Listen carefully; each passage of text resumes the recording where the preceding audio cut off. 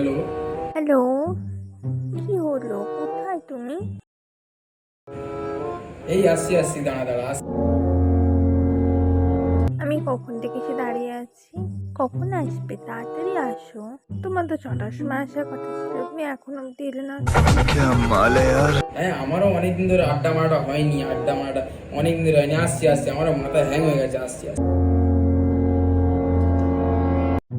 চিন্তা করিস না, জাস্ট আসছি। হ্যাঁ, দাঁড়া এই বেরোচ্ছি।